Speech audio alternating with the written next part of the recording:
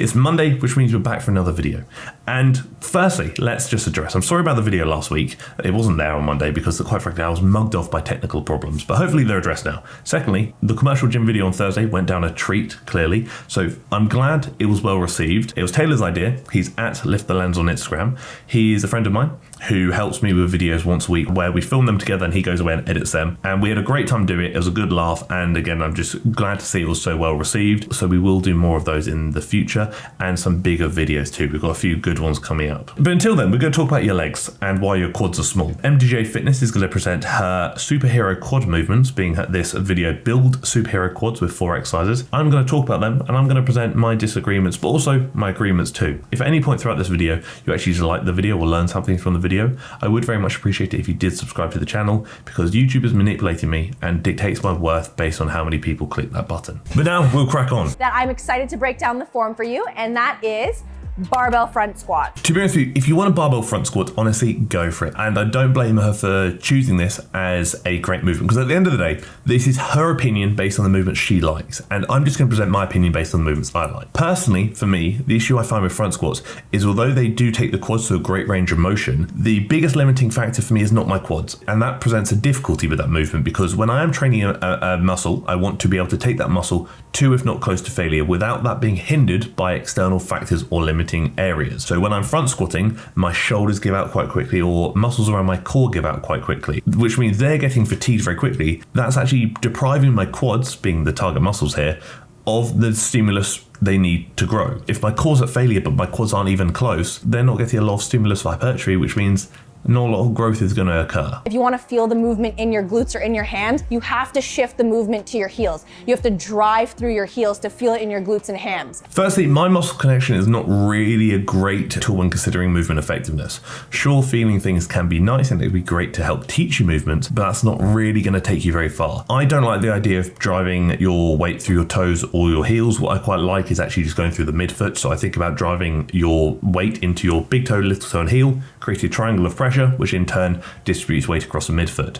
What's actually going to dictate whether something is more glute or quad focused? She mentioned glute and ham actually, which is funny because the hamstrings aren't sufficiently worked to any degree when doing a squat pattern. Someone's going to disagree with me on that, so I'm looking forward to hearing it. That's like saying my biceps are really worked when doing a bench press. They're not. You're going through a movement here where knee extension is the primary driver. Hamstrings are responsible for knee flexion. Opposing functions, it's not going to work. Any sensation you do typically feel in your hamstrings is probably going to be one of your adductor muscles, maybe the adductor magnus, which again ties in quite low, which can often be misinterpreted as hamstring sensation. Or if you are getting a sensation, it could also be due to pelvic stability, as the hamstrings will help stabilize the pelvis during a squat pattern, but they will not experience adequate stimulus for growth. What will dictate it, whether a movement is targeting certain areas, is largely the range of motion you go through. A lot of knee flexion, which means knees very bent and over the toes, means more quads. When the shin is more vertical and you're kind of going down to about 90 degrees and not going as low, you're probably going to shift a bit more emphasis to the glutes that way. I'd actually replace this, although I think squat patterns are fantastic.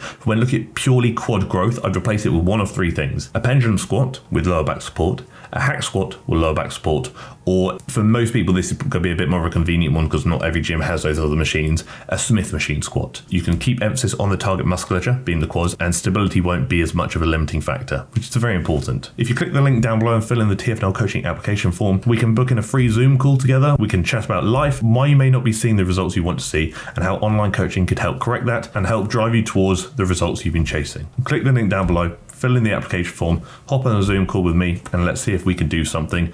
But there's no pressure to make a decision if it's not for you. Right here, inside shoulder width apart, quads, which is the narrow stance leg press, which is our exercise number 2. I like this. Leg press, quad bias. What we really want to focus on, as she's kind of saying here, is a narrow stance. Yes, but bring your feet low. When your feet are low, it's going to encourage more knee travel, which means more lengthening of the quads. And due to that additional range of motion, it could indicate more of a quad bias leg press. So I really like that. Fantastic movement. 10 out of 10. And this also movement in general, the squat press thing she's using from Slideback, probably one of the best machines ever created. It's fantastic. So 10 out of 10, 100% agree with her here. Top tier. Wiggle out just a little bit. That's going to be glutes and hammies focused mostly. When I spoke about not being able to target hamstrings on a squat pattern, the same rules apply here, so I won't go over it again. But when looking at glute focused, You still want a narrow stance, but you want to bring your feet high. So think quads, low narrow, glutes, high narrow. If you go wider, that may actually shift emphasis more towards the adductors, being your inner thigh muscles. So consider those 3 variations when looking at a leg press, but the leg press is a fantastic, fantastic movement. Bring your knees as much as you can into your chest, so as deep as you can, without your lower spine curving or your bum lifting off the seat, okay? Big thing there, keep your lower back against the pad, huge. So many people will let their bum roll off and then complain their lower back hurts. That's why. Pull in with the handles, don't hold your hands up here, that's silly. Use the handles, pull in, keep it planted, and go as low as you can. I actually like going a tiny bit wider, so I can almost let my knees come beyond my head if my chest becomes a limiting factor, because I do not want my chest to prevent me from going as low as I know I can. Without locking out your joints. You see how I did a full extension? That's a full extension, but I didn't lock. You see, that's a full extension. That's dangerous. Again, this is a massive misconception, and I don't blame her for thinking this. Honestly, I'm not discrediting her whatsoever, but it is a big misconception in the industry that locking out legs is bad for you when doing like a leg press. It's actually really not. All of the horrible videos you see of people hurting themselves on a leg press when they're locking out, think back and ponder what you've seen. They're all utilizing huge amounts of weight, which quite frankly, they are not strong enough to lift. They're all ego lifting and lifting way beyond their actual capacity to lift. They're ego lifting and being sausages. When you're actually lifting within your strength limitations and capacity, locking your legs out is not a bad thing. It's not going to hurt you. And again, provided you're not just aggressively snapping your legs into position. Again, this is considering you don't have any like massive hypermobility issues or things like that. Am I saying you should lock your legs out? I'm not saying you should. It's completely up to you and what makes you feel most comfortable. I'm just saying that locking legs out isn't the enemy there. Ego lifting and being a sausage is. We're not quad extensioning like this, like ballerinas, guys. No, feet flexed completely like this. And then look at the quad versus like this. One thing I actually want to address there is, firstly, the leg extension, top tier, fantastic movements. One of the few movements where the rec fem, which is the muscle of the quads, is adequately stimulated. I love it. It's great. 10 out of 10. Couldn't disagree with her whatsoever. And I don't want to spend too much time on this because I've spoken about it so many times, but fully agree with her here. She's speaking about toe pointing and stuff. Where you point your toes has no correlation to what your quads are doing here. So your quads do not cross at the ankle, therefore foot pointing and direction and whatnot will not have any link to how stimulated the quads are, because it does not change what the knees are doing, and the quads in this case are being responsible for extending the knees. The ankles are relevant there. She's suggesting you point your toes really aggressively up, and sometimes that can be quite useful, but it can also actually encourage early fatigue, in which one of your tibialis muscles, which is one of the muscles around here, like towards the front of the shin, actually ends up fatiguing first and not the quads, thus actually limiting how effective that movement could be. So pointing your toes down, I'm not saying you should aggressively point them down, but pointing your toes down could actually counteract that and combat that fatiguing of these muscles here, because again, we want the fatiguing to be the quads up here. Just a little tip trick that might be relevant for somebody. Point your feet where you feel most comfortable and point your feet to wherever allows you to take the quads to failure or close to failure without other muscle fatiguing. Get your bottom of your palms underneath the dumbbell like this, bring it forward in front of you like this, and safely get up like this. And then you dip.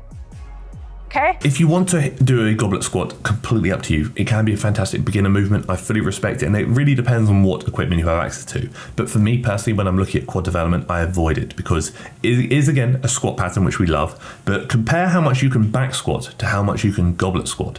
And the same limitations I presented earlier with a front squat are very applicable here, although there is now an additional limitation, which is I can't get enough weight in position. I can't get hundreds of kilos here. So again, the limiting factor is probably going to be my core and maybe even my shoulders and maybe arms from holding the weight, not my quads, which in turn reduces its effectiveness. Sure, it can be great to help learn the squat pattern, but when looking at really like building quad muscle, which is what we're kind of focusing on here, I wouldn't do it. I would actually isolate it to 3 really fantastic movements, not even 4, 3. A squat pattern with good stability, so for example, hack squat, pendulum squat, Smith machine squat. A leg press movement, so like a quad bias leg press, or if you wanted to, you could do a split squat, something along those lines where you're kind of holding on for additional stability, and a leg extension. If you can do those 3 movements, you've absolutely nailed it. You can certainly do more if you want to. I actually do more in a week, but I'm saying those are my top 3 movements to consider when utilizing the quads. At the end of the day, I have no disagreement to what MDJ Fitness is saying here. I think all of the movements she's presented, fantastic. I fully understand why she's done it. This is just her preference, and that's great. I support that. I'm just presenting my preference. Just like with all my videos, this is simply my opinion, and I'd love to hear yours in the comment section below. So tell me, what is your favorite quad movement and why? Until the next one, thank you for tolerating me. Thank you for tolerating my waffle about the quads, and thank you for tolerating the video.